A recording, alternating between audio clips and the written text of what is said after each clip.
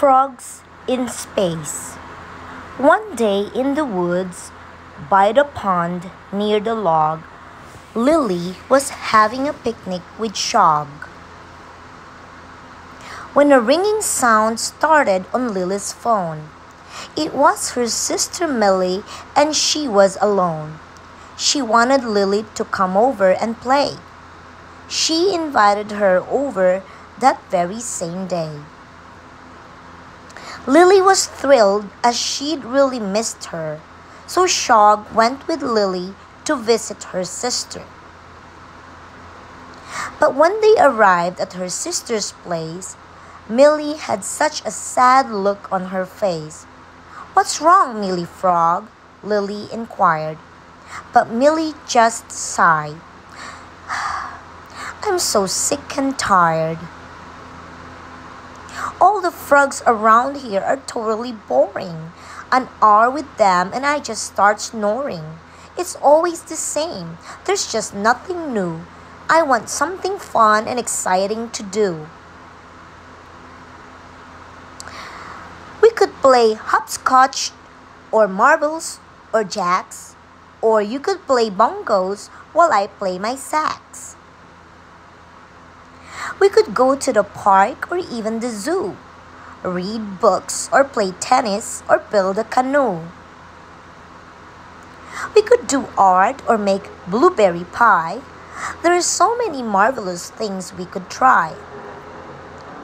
"No," said Millie, "you don't understand. I want to do something wild and unplanned. I want an adventure in some other place, somewhere exciting like outer space. You should come with me to visit the moon. We could go there tomorrow, if that's not too soon." "Are you sure?" Lily said. "It's a long way to fly. I'm sure we could find something fun that's nearby." "No," said Millie. "The problem's this place. There's just no fun here, not even a trace." "Well," said Lily, "we'll need a spaceship and a captain and crew to help with the trip. Shog is a pilot, so he should come too. And we must invite Pickle. It's the least we could do." The very next morning, before break of day, they packed up their car and they got underway. They arrived at the launch pad and signed a big docket. They picked up the keys and walked out to their rocket. They loaded their bags and put on their spacesuits. They had helmets and gloves and padded moon boots. The frogs climbed on board and strapped themselves in. Then Shog took his seat and asked, "Shall we begin?" Pickle clipped up his seatbelt over his paunch. Then Shog pushed a button and started the launch. The engines fired up with a mighty big roar. They rumbled and shook right up through the floor. Then the rocket took off at a startling pace, and before very long they were in outer space. They flew and they flew until just after noon, when out of the window they saw the moon. So they landed their ship and unlocked the latch, and Lily and Piggle climbed out of the hatch. Shog turned off the engines and followed them out, but Millie stayed put. She was having some doubt. She sat in the rocket and watched her friends play as they giggled and danced and did moonwalk ballet. Millie just sighed. "The moon's dreary and drab. I want to go somewhere that's totally fab. There's nothing to do here but look at the stars. I think we would have a lot more fun on Mars." They all talked it over and Shug was quite keen. But Pickle resisted. "I've already been. And not only that, but it's quite a long flight. We'd probably have to stay overnight." But Lily insisted. "It's not all that dire. We could tell stories around the campfire." Then Pickle agreed that it would be okay. So they hopped in their rocket and got underway. But when they arrived at their destination, Millie just sighed in utter frustration. I had no idea that Mars was so dull. I don't want to stay here, not even an hour. There's nothing so dull as a planet that's red. If I yawn any harder, I'll swallow my head. Shag was confused and a little bit puzzled. He wondered why Millie was feeling so troubled, and Lily was shocked and a little distressed by all of the gloom that her sister expressed.